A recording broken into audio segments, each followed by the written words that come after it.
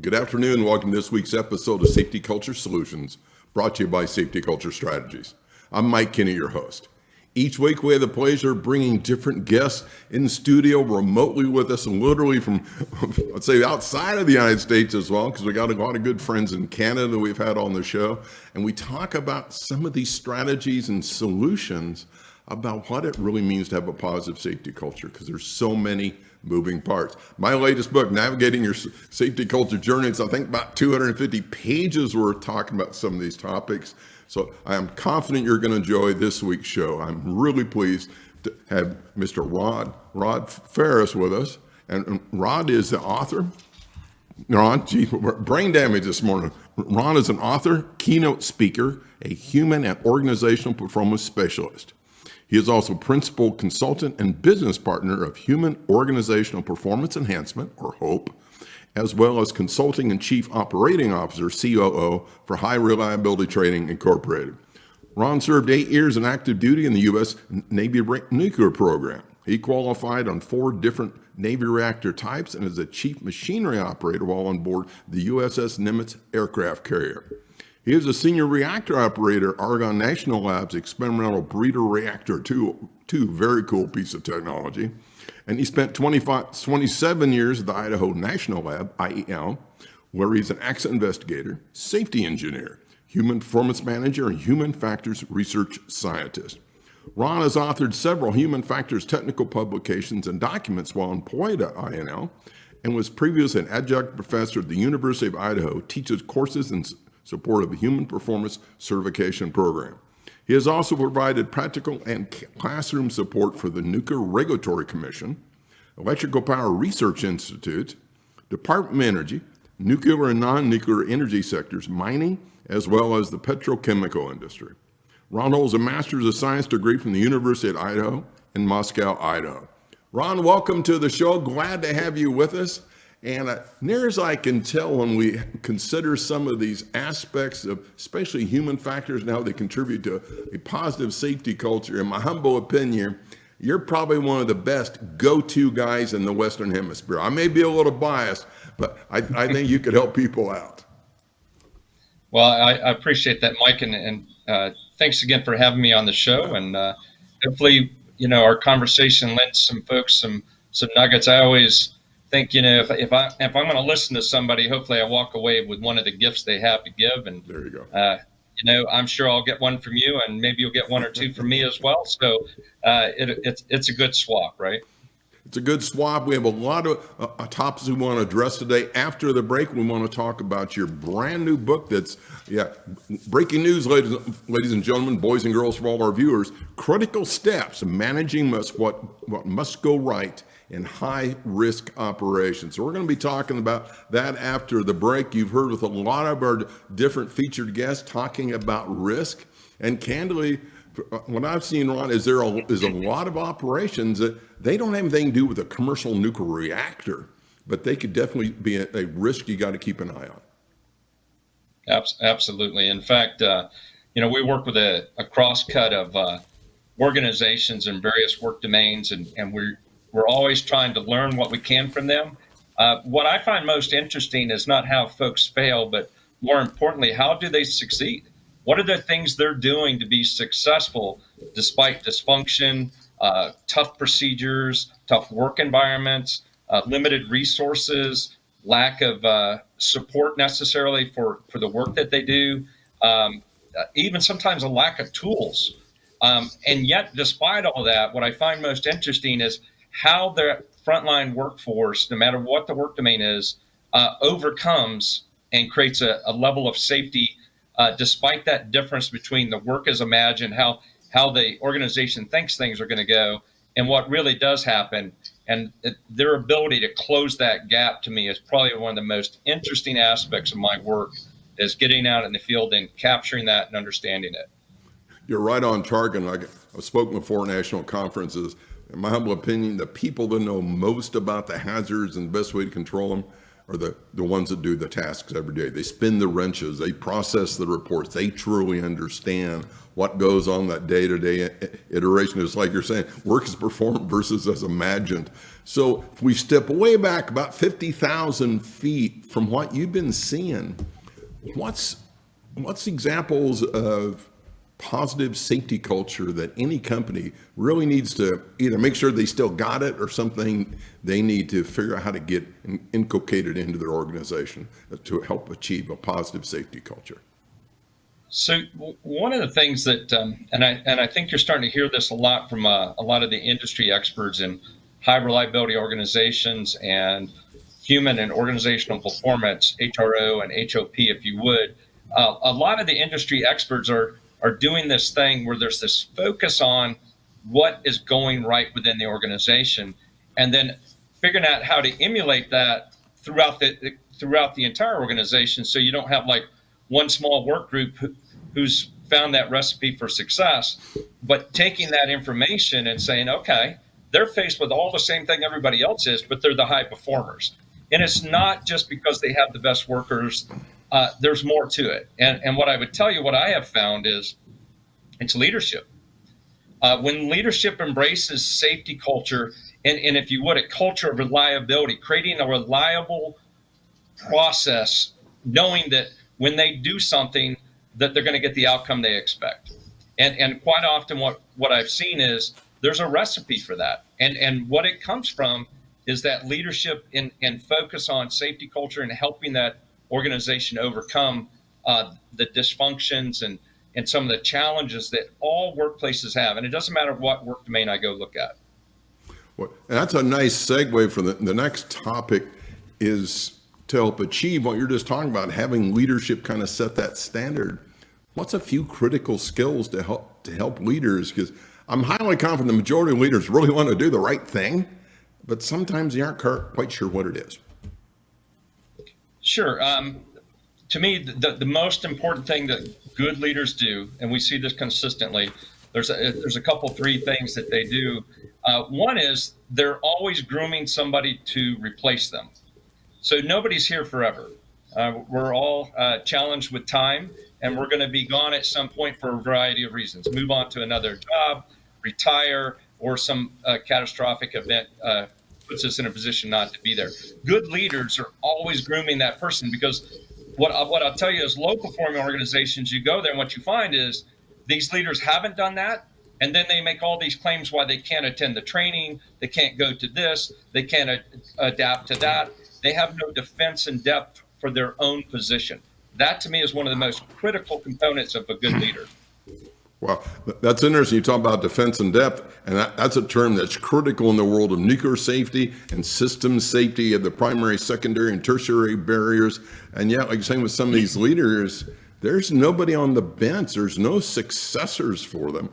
Everything continues to land on their shoulders. So when they tell you, says, Ron, I really haven't got time to go to the training. Well, they're probably correct, but they've inadvertently kind of got themselves in that situation. So what's some strategies to help them with that? What have you seen that works well? Yeah, so one of the worst things I think leaders can do is pick the most technically competent individual they have and advance them to a leadership role versus someone who has leadership skills, natural leadership skills that they are emulating on a daily basis. And so what you end up doing when you advance your most technically competent individual is you lose your best competent person that does the hands-on work you expect, and you end up with a bad leader because they may not be cut out to do that. Now, on occasion, do not get me wrong, there's folks that fit both of those molds, and as a result of that, you end up with a very good leader. But the technical competency, I would tell you, can be adjusted for by this, and that's humble inquiry. When you're raised to a position of leadership, let's say you're a new supervisor or crew lead or whatever it is, be humble in your approach and tell everybody on the crew, set them down and say, I need your help. I don't know everything, and I really respect all of you. I respect your opinions, and I want to hear them. I don't expect to hear a bunch of yeses. What I expect is to be challenged, because if you don't challenge me in my decisions, you're setting us all up to fail. and it takes a team to succeed. Very good point. But to kind of play devil's advocate here a little bit, because you and I have some history together on this, we can have a good exchange. I think with some leaders, that's probably not the easiest thing for them to be comfortable saying, because essentially what they're saying to these workers, I'm not really sure what all work you're doing or what kind of hazards. Can you help me understand? Yes. Yeah. And there's always those folks on the team that are the most technically competent about a particular subject or work activity. And what you have them do is be part of that leadership role. So you engage them before you meet with the rest of the crew. You set them down and say, hey, there you go. I really need your help. I need you to help me understand what it is we're about to do. Here's what I do know. Here's what I don't know. Be humble about that and say, I need your help. And when you reach out to a person and you ask them for help, it's a badge of honor. And you're showing respect to that individual. And I think that thing that you do at that moment sets a stage for the future where you don't have to ask in the same way going forward, because you've already set the stage for that. And you can do that literally with every crew member, even your newest crew members. I'll tell you, a lot of folks miss this, is that newest crew member is going to see the dysfunction and it's going to be in their face because everybody else has learned to deal with it, right? So they can't see the forest for the trees anymore. And this new member comes on and they become one of your most valuable assets because they see the dysfunction.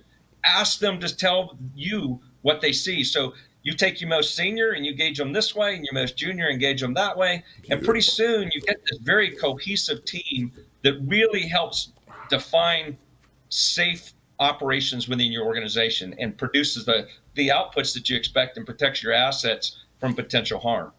What's fascinating, that approach, and it gives the opportunity for that really skilled technician to engage with a member of the senior management or possibly the president that they may not have the opportunity otherwise.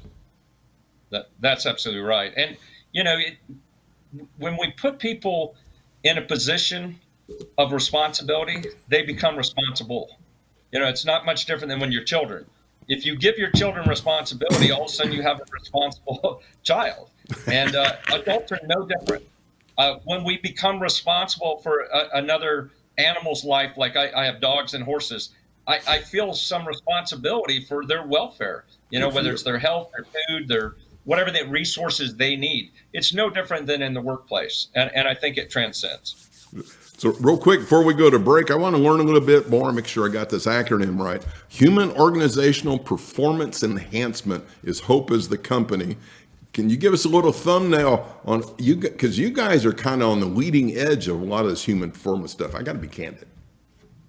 You bet. There's over a dozen of us in the company. Most of them look like myself with gray beards or no hair.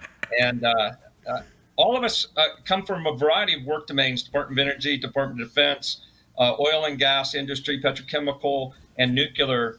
And what we bring is this really cool mix that Ray Gonzalez, the president and owner of the company, put together, this kind of 1099 workforce that we pull on these experts, depending on what the job is, to go out and really what our focus is in that company is to provide very specialized training. A lot of companies provide off-the-shelf solutions, and we always provide a tailored solution. We start with an assessment and evaluate what are you doing well, which I think is extremely important to understand, and where are your gaps, and then what can we do to close those gaps to meet your objective. And we find that objective early, so we help them. Then we bring in the right group of folks to go work that particular aspect of work. And I'll tell you, our big selling point is Ray developed what we call coaching to enhance performance. And I've seen a lot of observation and coaching programs, been involved in myself, and I could almost write a book on it. But I will tell you, Ray's the expert. He really is the industry lead in this area, and that creates sustainability. We always get asked, what creates sustainability? It's observation and coaching. Number one thing. That goes back to the leadership question we were talking about earlier. That was number 2 for me when I said a couple things. The second one is time in the field. And you got to do it correctly, because there's an opportunity to build rapport and also see where the gaps lie what are the challenges for your workforce, and you have a responsibility to address those challenges. Exactly. And like we've talked previously, I stole the phrase from somebody years ago. You have the mid-management, you have the senior management, and sometimes there's this little clay layer right in the middle, and some of the information doesn't flow up or down the way it should with the best of intentions. You bet. They're filtering that information, and the workforce gets wind of it. It's not good for you if you're the one causing that. So it's always better to be upfront, tell people.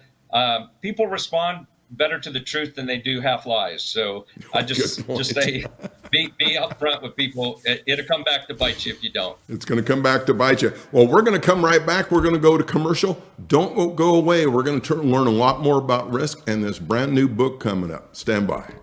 Safety Culture Strategies provides world-class safety culture and safety program management consultative services for clients throughout the United States. Whether your company is pursuing Voluntary Protection Program STAR designation, ISO 45001 certification, or considering a comprehensive review of your current safety programs and processes, Safety Culture Strategies brings hands-on experience combined with a unique perspective that readily translates from senior management to task-level personnel. This collective skill set provides you with a very insightful health check of your overall safety management system that can also assist with reducing injuries and attrition, as well as increasing profitability. Safety Culture Strategies is also certified to provide Ziegler Institute employee engagement training and leadership coaching. When combined with established relationships with federal and state regulators, Safety Culture Strategies is uniquely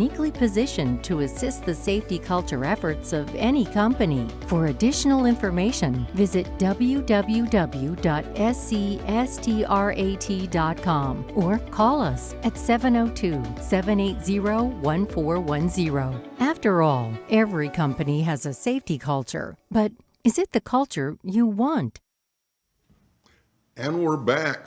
We have Mr. Ron Farris with us today, and a lot of what's going on talking about human performance, some of these topics. And before we get into the book, I also want to learn a little bit about the high reliability training you guys are offering. And I will freely admit, with like a lot of the viewers I first heard about, I went, great, another off-the-shelf, CD or free download, and then you never hear from them again. I think you guys took a much different approach, and the benefit has become noteworthy. Thanks for bringing that up. So, High Reliability Training is a company we formed during the COVID shutdown, and what happened a couple of years ago is a gentleman named Daniel Wilder got hold of me from Safety Instruct, and he said, "Hey, take a look at one of my videos. Tell me what you think. I'd like to connect with you. Maybe we can build some human performance training videos." And I thought, oh my goodness, I have not seen a good safety training video yet, but sure, I'll take a look. So he had reached out through LinkedIn, and I took a look at the video. To be honest, what little hair I had was blown back, and I was like, "That's impressive. That wow. Truly is impressive." Cool. So I introduced Daniel to my business partner Ray Gonzalez, and the three of us started working over the next year to kind of think about the business case and what would be the driver, and sure. Is there really a pull for this? And the answer was yeah. And what it was is that the training isn't a talking head with a PowerPoint slide like you see a lot from our competitors. And I understand why they're doing it. It's a quick, easy way to get that information out there. Nothing wrong with it, except it's challenging from an engaging mental standpoint. And what we're doing is we're leveraging the best known methodology, which is that humans are visual by nature, and adding that visual learning element to adult learning concepts, which means we learn in micro steps. So we don't learn, it's kind of like eating the elephant one bite, you can't do it.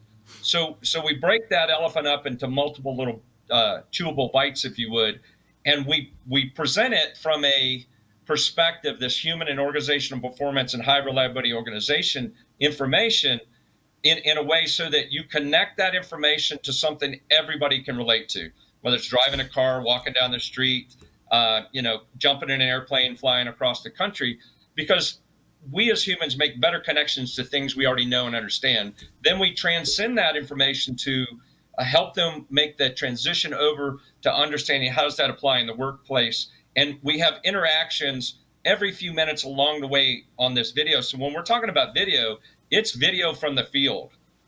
So the first opportunity we got, we had a company that was going out of, they had sold their asset. It was a big plant, a power production plant. And we literally got to walk in. It was like they plucked the people out of the plant. Wow. And it was standing there ready to go. I mean, water was still dripping, power was still on, pumps are still running. It was weird. It's like a space movie and future movie. Like everybody just got plucked out. Wow. And we got to go there and film for a week. It was fantastic. Cool. We set up a lot of things. We acted in it. And so when we're saying video, it's real workplace situation. So you as the viewer are making that connection to that information. And that's unique. Nobody in our industry is currently doing that I know. I'm sure it will come. But, the best thing you can do is be copied, right? Like when people stop copying you, you're doing the right thing.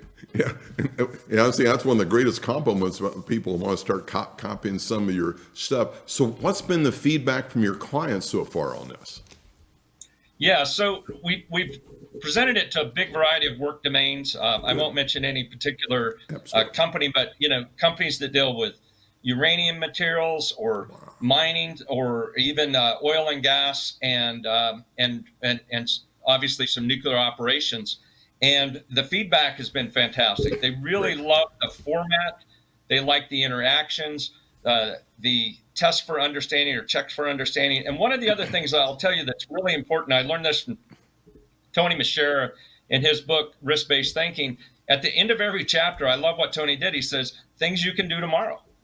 Ooh, and I thought, wow, I just read this whole chapter and here's 5 things I can do tomorrow related to those concepts.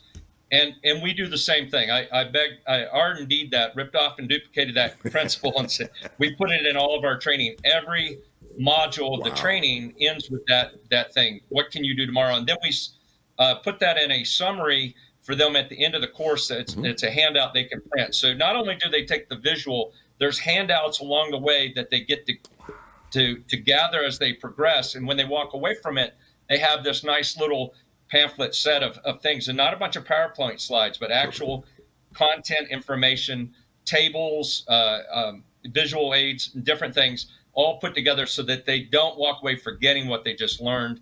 And then we give them a way to go apply this. This is, from our experience, best practices. And a lot of those best practices come from the places we've been, not just things we have done, but what others have done. What's unique, I find, with that is just there's the age-old question, regardless of who's providing the training for you, what options do you have to help enhance retention? And it sounds like not only have you guys come up with an idea for it, you've actually been able to implement it successfully. Yeah, and in fact, that's where Hope Consulting comes in. The other part of the service we offer is through high reliability training, we give the fundamental knowledge transfer in a visual format. And then what's unique about that is we offer that in a semi-custom or custom approach. So if they've got some very specific things they want put in our training, we will do that. And obviously there's a cost to that, but it depends on how much they want done. That includes putting case studies in there related to the content, so their workforce connects to the information. And we can also change the interactions to match that particular work domain. And then Hope Consulting comes behind that, and we offer coaching and mentoring in the field to make sure those principles and practices are applied in the workplace so that it actually sticks. And then we offer to come back and reevaluate that. And we also, one of the other key components is we help. We don't want them to be dependent on us, so we build a capacity internally to have an internal expert that we work very closely with. They'll co-mentor in the field, coach, and teach courses. They take these classes from us, and then we evaluate their knowledge and prepare them to be the system experts once we leave. We really want that. We don't want that codependency. We want them to be able to stand alone and succeed. And that's how you're going to do it, is not calling the consultant every few days saying, hey, we're stuck, can you help us?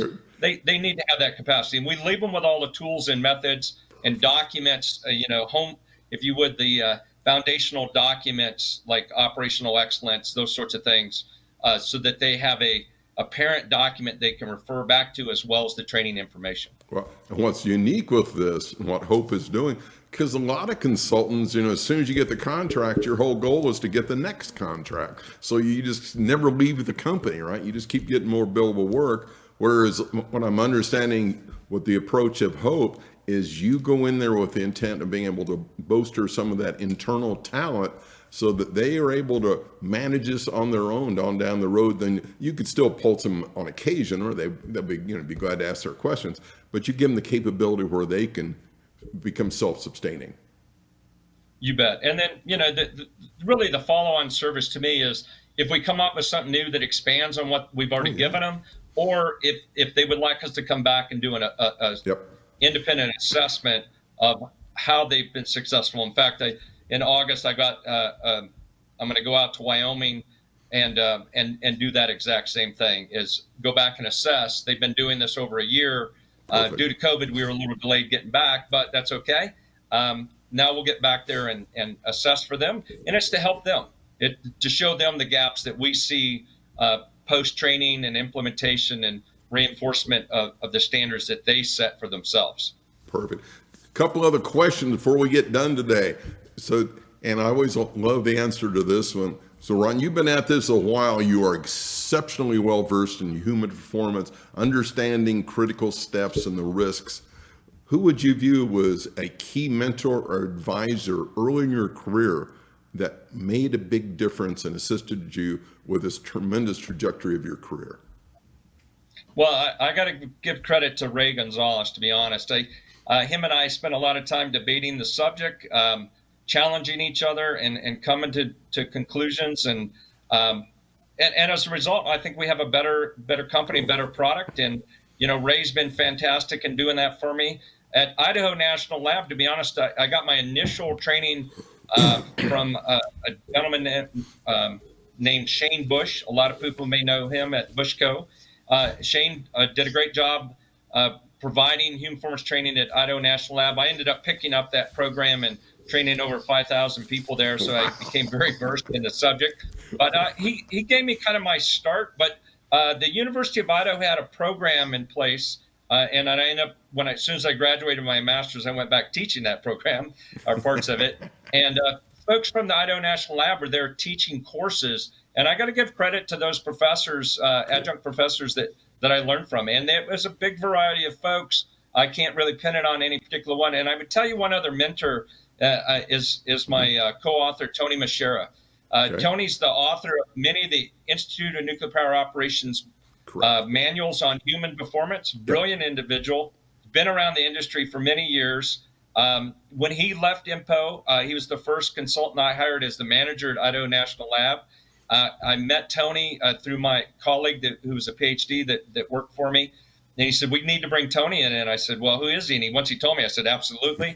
And I started working with Tony, and over the years, he's mentored me as well. But the two folks that have really shaped my thoughts is Ray Gonzalez and Tony Mashera the most. I would give credit to those two gentlemen. Cool. And talking about King of Segue, I think Tony is a co-author of your new publication that's getting ready to be released. Get it right here. Critical Steps, Managing What Must Go Right in High-Risk Operations. I think they got that correct? You do. Okay. You do. So what spurred this book is Tony had written a few years ago, and I reviewed his book along with a whole bunch of other folks. I was just one of many reviewers. In fact, I reviewed it at the moment in time I'd left Idaho National Lab to become a consultant. I kind of like the freedom of consulting over, the Department of Energy world. And I honestly, I was ready for a change. And I read Tony's book, and he had a chapter on this subject. And what Tony discovered in the process of writing that chapter on critical steps, those tasks that must absolutely go right, there was a lot more than he could put in there. And so him and I had a discussion, and then we brought on Jim Marinas, who used to work with me at Idaho National Lab, another brilliant man. And the three of us would meet on a regular basis to write this book. And so prior to COVID and through COVID, we wrote the book. It took us about a year and a half, almost 2 years in the making. Yep. It was a major effort. And to be honest, I don't know if I could have started the company or wrote the book had COVID not hit. So, when you're given lemons, make lemonade, and we made lemonade, and very happy to have done it. So this is the latest book on this subject, and there's a lot of books written on the subject of human and organizational performance or high reliability operations, and I would tell you the challenge most people have reading those books, myself included. Many of those books are right behind me. Managing the Unexpected over here is one of my favorite books by Dr. Weck and Sutcliffe. But those books are very academic. Yes. And they tell you a lot of the what and the why, but not the how. They're kind of theory heavy. Very heavy. You need a thesaurus and a dictionary to sit down and read some of them. James Reason, Dr. Eric Holnagel, Sidney Decker, all great folks. But I'm one of these guys that I need to know how to turn that wrench. Don't just tell me how the engine's built, right? So what we did, and Jim and I are practitioners. We came from the field. We were both mechanical maintenance and operations. And Tony was a nuclear officer, so he gave direction and oversaw the work.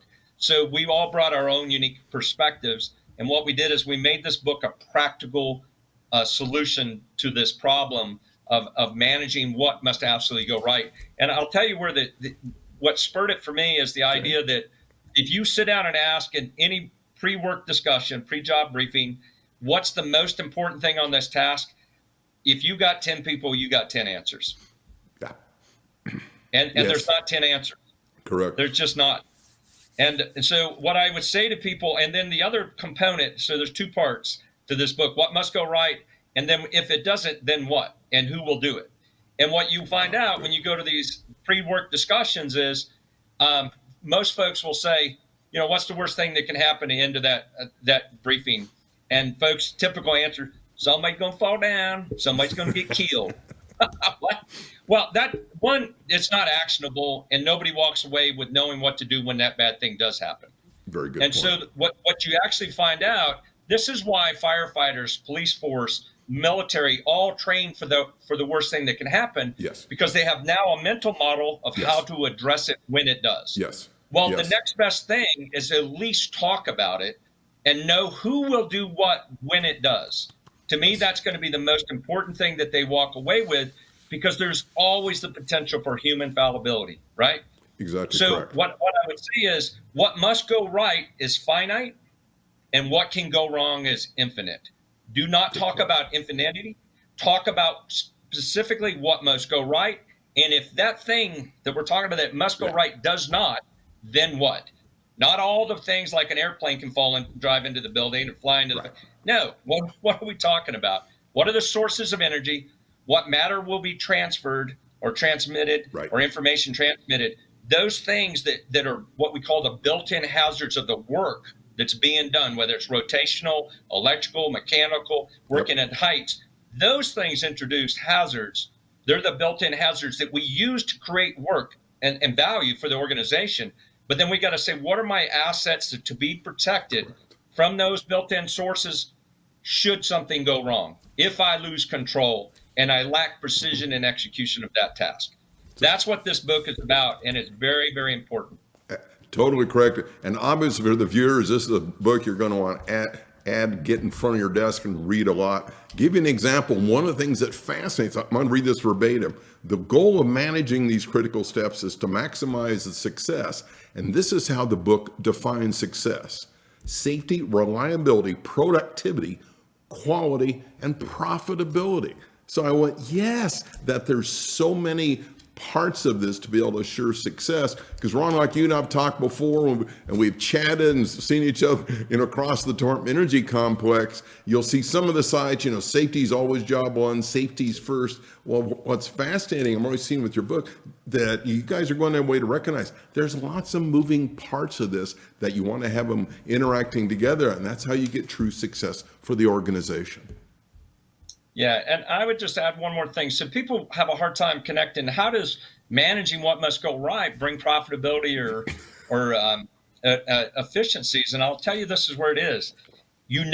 So there's two things that we do. We do fast thinking and slow thinking. Jim Marinas brought this to the book, and it really expanded my knowledge on this idea. there's a time to think fast and there's a time to think slow. Well, at critical steps, when you're at that point of no return, it's a time to think slow. And by knowing where you must slow down, and this is the use of what we typically call error reduction tools or human performance tools, that's the point where we're doing slow thinking. And those tools were designed to actually deliberately slow us down. The problem with the industry has been that have adopted these tools is they try to apply it everywhere. And to be honest, you aggravate people when you pile on not only the work they're doing, but these administrative requirements to do things are not necessary.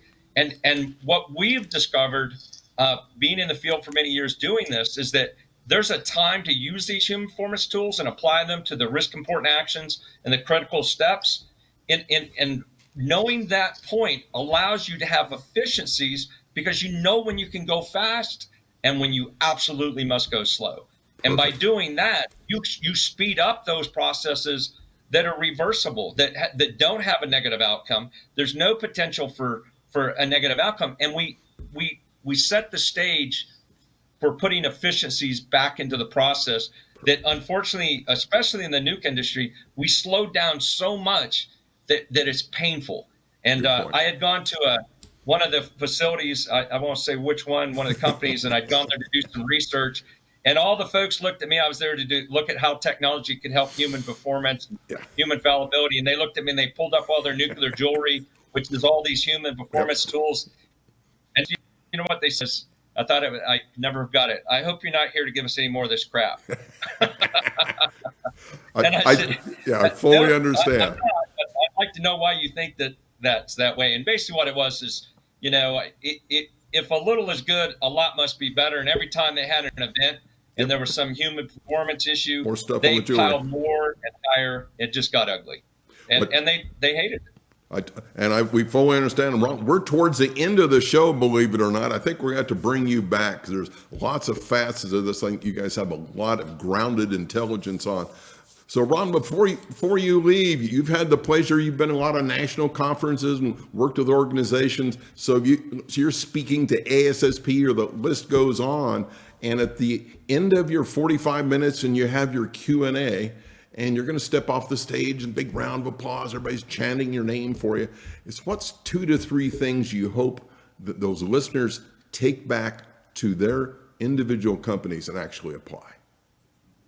Sure. And so most recently, one of the conferences I had the pleasure and honor. So I'm a 4th generation United States Navy person in my family. You can see my father's picture behind me and my grandfather's.